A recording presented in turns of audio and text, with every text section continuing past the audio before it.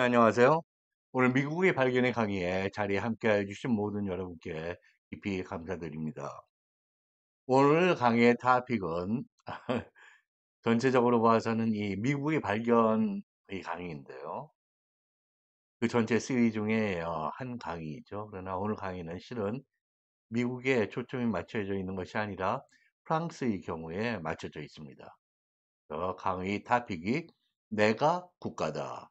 I'm the state. 프랑스의 루이 14세의 절대 권력과 민주주의 관계를 설명하는 그러한 비교적인 시각의 강의가 되겠습니다. 오늘 강의를 맡은 저에 관한 간단한 프로파일이 따르고 있고요. 네, 루이 14세의 통치 철학과 방식은 어떠한 것이었나? 프랑스어로 L'état, c'est moi라고 표현이 되고 있는데요. The state is me 이런 이야기죠. 또는 초점에 따라서 또는 문맥에 따라서는 I am the state. 영어 쪽에서는 주로 I am the state로 흔히 번역이 되는 그런 표현입니다. 우리 한국의 옛날에 그런 왕의 표현으로 짐이 어떻다, 내가 어떻다, 내가 바로 국가라고 하는 그런 표현.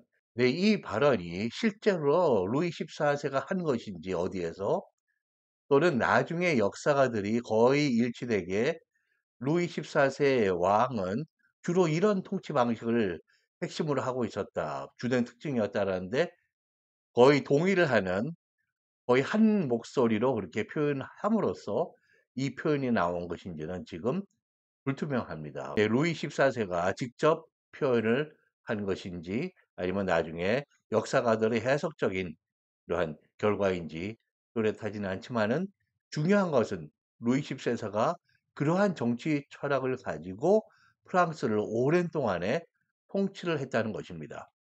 그래서 이 별명이 루이 14세가 The Sun King, 태양의 왕이다. 그래서 통치 기간이 1643년, 17세기 중반에서 18세기 초반, 1715년까지 권력이 군주 개인에게 집중된 그러한 왕이었던 것이죠. 물론 마너키, 왕권, 왕의 통치라고 하는 것은 인류에서 대단히 오래된 그런 통치 방식이었습니다. 그런데 왜 루이 14세에 집중을 하느냐? 이러한 왕권이라고 하는 왕의 권력이 국회에 달해서 절대적인 권력이다. 그렇게 구현이 되고 실현이 된 통치 방식이었다는데 주목을 하는 것이죠. 그래서 absolutism 영어로 하면 절대주의라고 하는 것입니다. of the Sun King, 그 태양 왕의. 이 루이 14세의 그 통치 철학의 absolutism of the Sun King의 구체적인 모습으로 하나, 첫 번째로 꼽는 것은 the divine right of the king, 왕의 권력이라는 게 divine하다, 신성한 것이다, 신에서 부여받은 것이는 겁니다. 그래서 지금 조금 전에 말씀드린 I'm the state, let us say more 이것이 나의 통치권은 신으로부터 직접 받은 것. 요 개념, 이러한 철학, 이러한 믿음이 두세 세대 후에 따라오는 미국의 독립선언서에 구현된 국가라는 것은 왕, 내가 아니라 people이다. 사람들, 그 사회의 구성원들, 국민들이다. 그리고 국민들이 그 국가를 결정할 권리는 endowed by the creator라고 미국의 The Declaration of Independence 독립선언서에 명시되어 있습니다. 신에 의해서 주어졌다. 이 부분이 왕 당신이냐 우리 국민들이냐 이게 180도 다른 그런 관점이죠. 여기에서도 미국의 13개 주의 국민들은 헌부 인권이라는 것이죠. 그러니까 신에 의해서 endowed, 증여가 되고 주어진 것이니까. 그리고 또 하나의 개념이 그래서 누구에게 양도할 수 없다. inalienable rights다라고 표현하는 것입니다. 180도 다른 그러한 개념. 민주주의에 싹이 트는 것이죠. 그런 선언이라는 거죠. 네, 두 번째로는 권력의 중앙 집중, centralization of power입니다. 이것은 또 정치 권력의 중앙 집권뿐만 아니라 동시에 사회 안에 존재하거나 열망하고 있는 여러 가지 모습의 다양성 또는 다양성의 싹의 통제 아니면 미리 치는 거 이러한 현상을 또 하나의 특징으로 했습니다. 그래서 지방의 귀족들 또 지방의회들이 있었는데요. 그 귀족들이 자기 지역에서 의견을 발표하고 자기 지역을 나름대로의 상당한 독자성을 가지고 통치했던 것을 크게 그 권한을 축소시켰습니다. 루이 14세가. 그래서 귀족은 지역의 상당한 독립적인 통치권자에서부터 이제는 왕에 대한 아첨꾼, 알랑방귀 끼는 사람으로 굉장히 자기 지위가 격화가 된 것이죠. 그리고 이러한 것을 가능하게끔 대단히 조직적이고 체계적인 뷰로크러시라고 그러는데요. 하나의 관리 체계를 수립하게 됩니다. 이 관리 체계의 수립의 중심이 버세이유, 베르사유 궁전입니다. 1661년에 건설되기 시작해서 1715년까지 계속 건설 확정되었던 궁전인데요.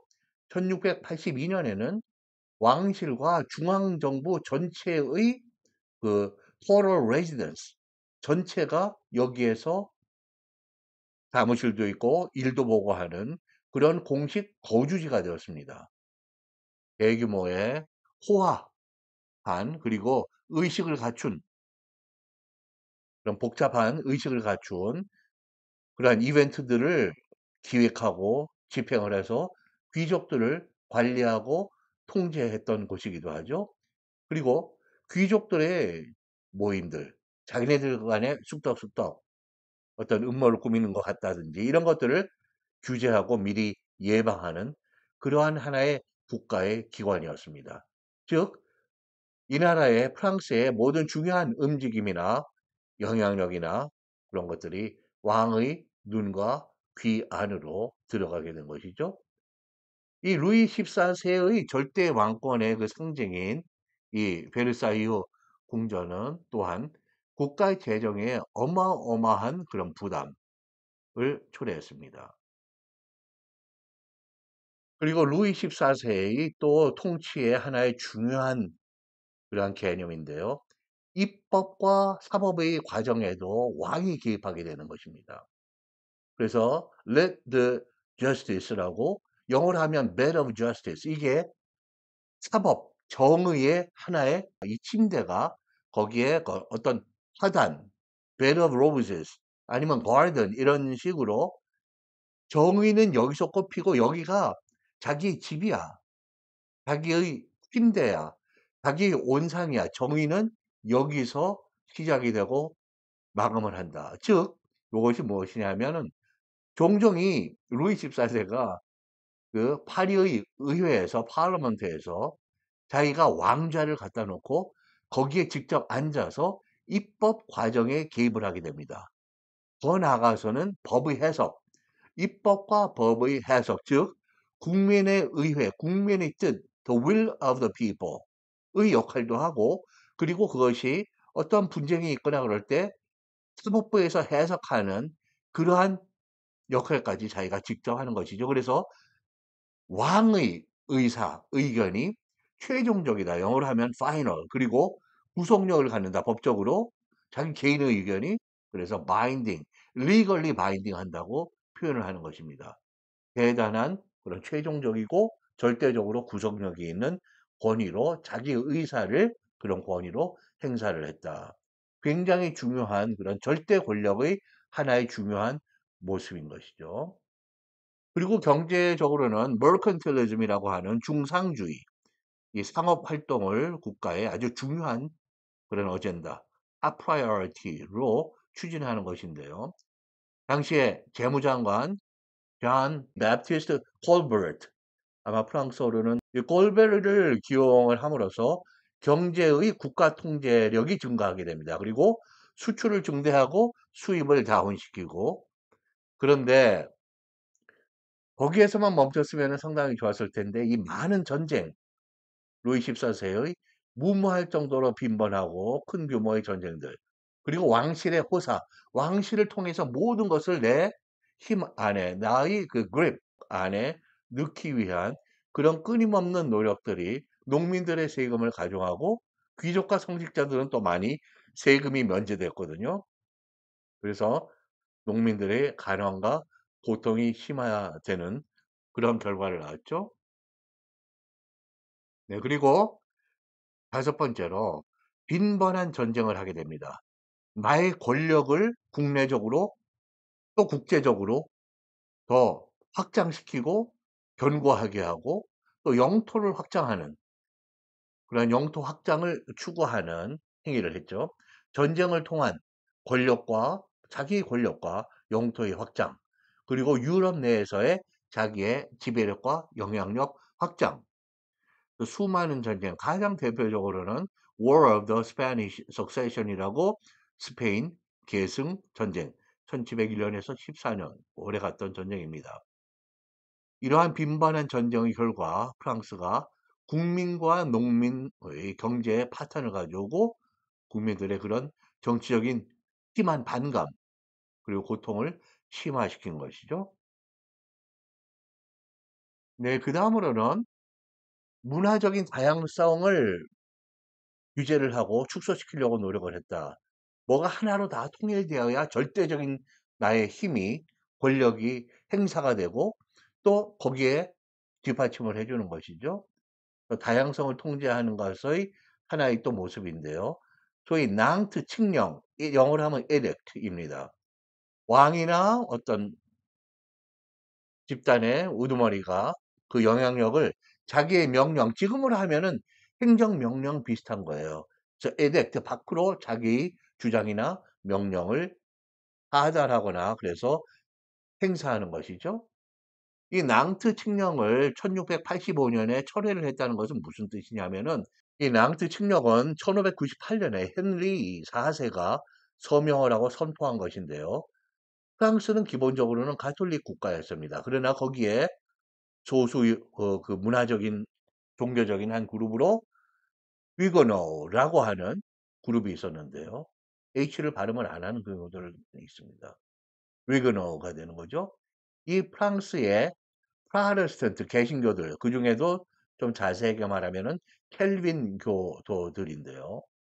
이들에게 종교적인 관용을 허용을 했던 낭트 칙령을 루이 14세가 1685년에 거의 뭐 90년 후에 철회를 하면서 프랑스의 개신교도들을 박해하는 것이죠. 그래서 상당수가 프랑스를 탈출하게 되고 이분들이 또 많이 그 농부로 프랑스의 생산력 중에 자기 인구보다는 훨씬 중요한 역할을 했는데 거기서 굉장히 프랑스의 데미지를 가하는 그런 모습이었습니다. 그래서 경제가 악화가 됐다는 거죠. 그래서 문화적으로나 종교적으로도 정치적인 절대 권력만큼이나 자기의 통일된 신라의 모습을 가진 프랑스 사회로 만들고자 했다는 거예요. 그것이 조금 더 나가면 또 문화 전반적인 데에도 영향을 줍니다. 광범위한 의미에서의 문화 예술을 후원을 통한 루이 14세의 권력의 강화입니다. 프랑스의 고전 미술이나 고전 문학, 건축술 등 이런 것들을 유럽 문화의 중심으로까지 확장시키고 증진시키고 국가에서 관리하고 기획하고 하는 것이죠. 물론 긍정적인 면에서는 프랑스의 이런 수준 높은 문화가 유럽에서 꽃을 피우는 그런 계기가 된 것도 사실입니다. 그러나 이런 것이 이 베르사유 궁전의 그 웅장함과 풍부함, 그 예술적인 멋이 동시에는 동전의 이면으로는 루이 14세의 권력의 절대 권력의 상징이었다는 거. 그리고 이 베르사유 이 궁전이 또 그러한 행정적인 정치적인 하나의 그 머신, 더 나아가서 머시너리, 기계류 이상으로 문화 행사에 또 영향을 주고 기획을 하고 그런 후원지였다는 것이죠. 그래서 이후에 근현대에 들어와도 정부들 중에는 많은 그런 특히 후진 쪽에 개발도상이나 그런 국가들에서는 이러한 문화적인 후원과 절대 권력 또는 독재 이런 것들이 많이 맞물려서 국가 안에서 그런 다양성을 누르고 절대 권력을 추구하고 또 휘두르는 그런 모습들을 많이 보였던 것이 이 이후에 일부의 사회에서는 아직도 진행되는 그런 모습이 있다고 보겠습니다. 이 루이 14세의 그런 정치적인, 경제적인, 문화적인 그런 절대 권력의 행사와 구현을 종합해 보자면은 루이 14세는 이 왕권이 일단은 하나의 대규모적인 그런 사건, 즉 프랑스 대혁명 1789년에서 99년까지의 그 대규모의 그런 왕권이 허물어지는 그러한 사건 전에 그다음에 루이 15세가 있잖아요. 그다음에 16세가 대혁명을 맞습니다. 루이 14세는 자기의 그 통치는 계속 유지되었습니다. 그러나 빈번한 전쟁, 중앙정부에 대한 지출, 국가 재정의 악화, 그리고 한쪽으로는 농민 국민들의 경제적인 고통과 정치적인 반감, 또 계속 일어나는 밀란, 네, 리벨리언들이죠. 그런 것들을 또 군사적으로 진압을 하고 하는 국민들의 정치적인 그 불만감, 이런 것들이 극에 달하고 가는, 그래서 국가 통치가 이 대혁명을 초래하게끔 이미 루이 14세 때 자기는 통치가 끝까지 갔지만은 그런 균열의 붕괴의 씨앗이 이때 심어졌다라고 보는 것입니다. 대혁명을 맞은 루이 16세는 루이 14세의 그 절대 권력보다는 훨씬 약하고 유화된 그러한 권력을 행사했습니다. 그러나 이제는 걷잡을 수 없는 그 국가의 체제가 기울고 붕괴되는 것이죠. 프랑스 대혁명에 의해서. 그래서 루이 16세가 1793년에 반두대에 처형되는 그런 불운한 역사적인 왕권의 마감이 오는 것입니다. 1215년에 영국에 있었던 마그나 카타, 왕권을 귀족들이 제한을 하는, 왕권이 코너에 몰렸어요. 귀족들이 어떤 그런 계획에 의해서.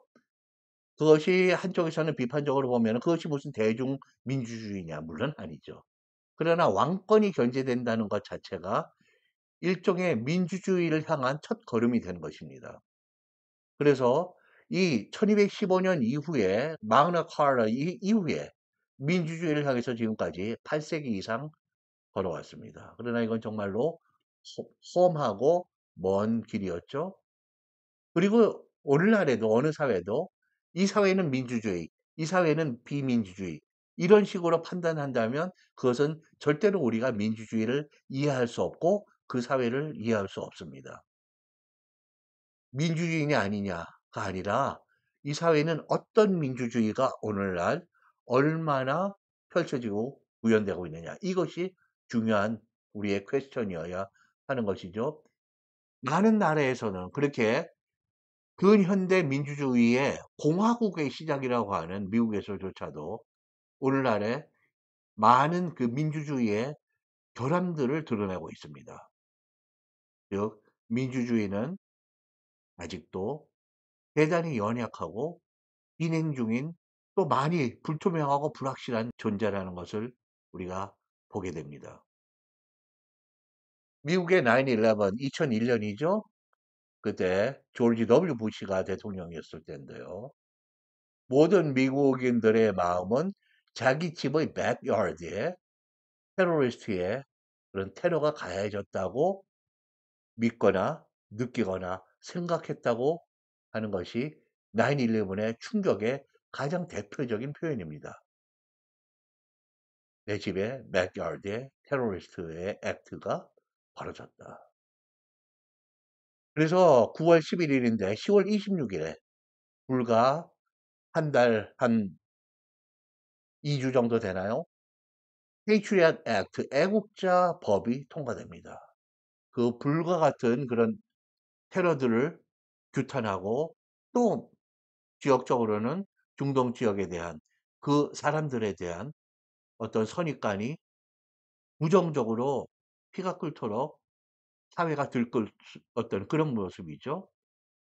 그 당시에 이 테러를 방지하고 테러를 미연에 차단하고 탐지하기 위한 강력한 수사권과 법 집행력을 주기 위해서 페이트리엇 액트가 입법이 되었는데요. 시행이 되고 the search and seizure 누구의 몸이나 가방이나 집이나 차량을 수색을 하고 또 국가가 그것을 압수를 하고 그게 search and seizure죠. 영장 없이 그렇게 하는 즉 무죄 무혐의 의가 나는 무죄예요. 나는 혐의가 없어요. 나는 의심받을 이유가 없습니다. 하면 그것을 증거를 누가 대야 되냐면 지금까지는 법 집행 기관 영어로 law enforcement가 search warrant 그 수색 영장을 가져온다든지 압수 영장을 가져온다든지 법 쪽에서 정부에서 입증을 하고 수색을 했어야 되는데 이 9/11 이후로 경찰이 지나가는 차를 세우고 저 사람 생긴 게 좀 이상한데 혹시 아닐까? 잠깐 서봐. 트렁크 열어봐요. 아니 왜요? 못 열어요. 내 사적 공간이기 때문에. 이것이 통하지 않고 경찰이 마음껏 열어보는 요것이 사소한 것 같지만 입증할 부담이 burden of proof라고 법적으로 이야기합니다. 그것이 끼민 내가 아니라 정부였는데 law enforcement 인제는 입장이 바뀌었어요. 내가 왜 아니라고 내가 입증을 해야 되는 겁니다. 그래서 트렁크를 열게 되는 거죠. 요 입장의 반전. 경찰이 마음껏 내 트렁크를 열어보고 수색을 해보고 할 수 있는 이 권리의 후퇴가 제가 미국에서 강의할 때 이 후퇴는 미국의 기준으로 하면은 요거는 그 civic freedom이 아니라 내가 권력을 투표를 하고 하니 적극적으로 행사하는 게 아니라 정부로부터 나의 자유를 뺏기지 않을 권리이기 때문에 요거는 liberty라고 불러요. 요러한 자유는 이거는 civil liberty에서 미국 정치 사상 이거는 100년이나 200년이 후퇴한 페이트리엇 액트의 비극적인 또 동전이 다른 부정적인 모습이라고 강의를 이거 여러 번 했던 그런 부분입니다. 굉장히 아직도 미국에는 그러한 다른 나라들도 마찬가지죠. 어느 사회도 아직 민주주의가 완성되고 완전히 안정이 된 그런 사회는 없는 것 같습니다. 네, 지금 이 페이지를 봐주시면은 1801년에 미국에서 제3대 대통령으로 취임을 한 타머스 제퍼슨 이야기입니다. 타머스 제퍼슨은 민주주의의 핵심으로 하나를 지적합니다. 공립학교, public schools에서 하는 public education이라는 겁니다. 공공교육. 왜냐? 민주주의의 파운데이션은 교육을 통해서 시민들의 informed citizenry, 이 citizenry는 집합명사예요. 시민들의 그룹을 이야기하죠. 시민들, 국민들이 information이 주어지는 사람들이어야 된다라는 것입니다. 그래서 지식과 정보와 이성적 판단이 가능한 사람들이 있어야 민주주의가 쓴다라는 거죠. 깨어있는 시민, 보통 사람들의 이성적인 판단과 행동하는 양심, 이런 것들이 없이는 민주주의가 불가능하다. 그래서 그거에 대한 기초 작업으로 공공의 기금으로 운영이 되는 학교와 교육이 있어야 된다고 본 것입니다. 그전에는 없었나요? 물론 이때는 교육이라는 것은 사치였어요. 아버지가 굉장히 부유하고 또 권력도 있고 그런 사람이라서 내가 프라이빗 튜터, 개인적인 교사에 의해서 교육받기 전에는 아니면 사립학교 가기 전에는 대부분 교육이라는 것은 의미 있는 것은 불가능했던 시절이죠. 그때 타머스 제퍼슨 1801년에 공공교육의 그런 달리 말하면은 민주주의는 무조 주어지는 것이 아니다. 우리가 어떻게 추구하고 무엇을 할 것인가를 그거를 판단하는 것도 중요한 거죠. 그게 바로 공공교육. 여기 지금 그림을 사진을 봐주시면은 미국 버지니아주의 콜로니얼 윌리엄스버그에서 독립선언서 1776년에 그것을 기초하고 3대 대통령을 역임했던 타머스 제퍼슨이 그걸 재현하는 사람입니다. 지금 그분을 자기가 타머스 제퍼슨처럼 재현을 하는 분인데요. 많은 방문객들에게 제퍼슨의 민주주의 사상, 특히 공공 세금을 통한 public schools and public education을 강조하는 그러한 제퍼슨의 연설을 지금 재현을 하고 있는 그런 모습이에요. 그러나 제퍼슨 바로 앞에 미국의 초대 대통령이죠. 조지 워싱턴입니다.